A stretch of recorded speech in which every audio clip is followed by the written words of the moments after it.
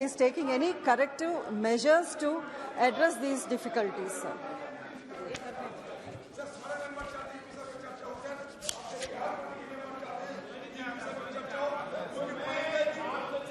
कि प्रश्नकाल के बाद मैं आप इस सभी माननीय सदस्यों से, सभी दलों के नेताओं से चर्चा करूंगा। आप प्रश्नकाल चलने दें। प्रश्नकाल महत्वपूर्ण समय होता है। माननीय सदस्य सरकार की जवाब देते करते हैं, माननीय मंत्री जी जवाब देते हैं। आपको मैं पर्याप्त समय, पर्याप्त अवसर दूंगा।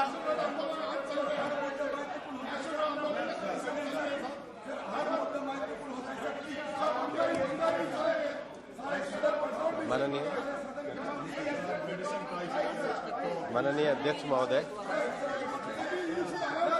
ईएसआईसी अस्पताल जो है वो भारत सरकार की ईएसआईसी स्कीम में 1940 एक्ट के अंतर्गत संचालित किए जाते हैं।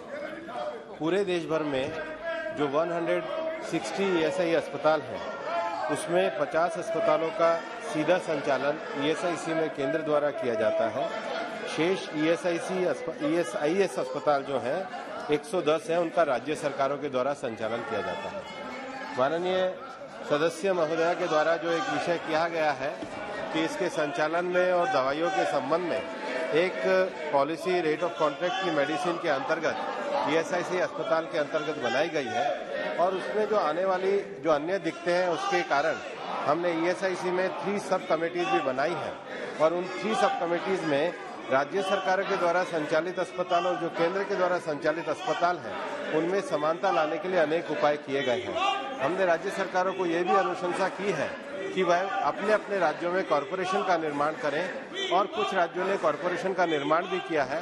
इसमें ज्यादा अच्छी तरीके से समन्वय से कार्यक्रम हो, उसके लिए हमारे विभाग द्वारा पिछली बोर्ड में भी कुछ निर्णय लिए गए।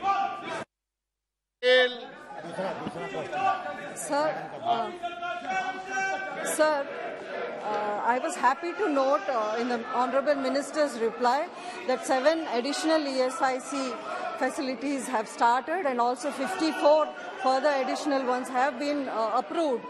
Sir, I had already approached the Honorable Minister regarding a 100-bedded ESI hospital in my constituency, where about 25,000 employees are already enrolled, and they face a lot of difficulties in commuting to faraway places.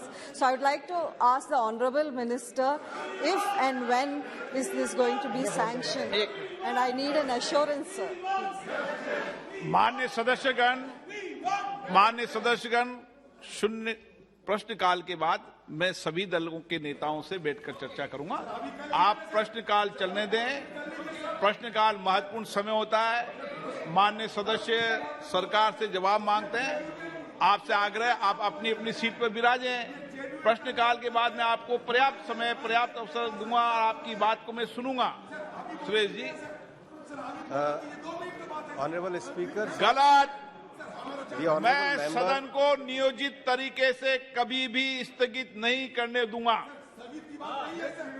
ये मैंने हमेशा आग्रह किया है कि सदन चलना चाहिए, सदन में चर्चा होना चाहिए, संवाद होना चाहिए, जनता की समस्याएं, अभाव, कठिनाई उठनी चाहिए। आप भी अगर जनता की समस्या, अभाव उठना है तो मैं शून्यकाल में आपको मौका दे दूंगा बोलने का। आपको शून्यकाल में समय दे दूंगा, मौका। आप विराजें, शून्यकाल में मौका दे दूंगा।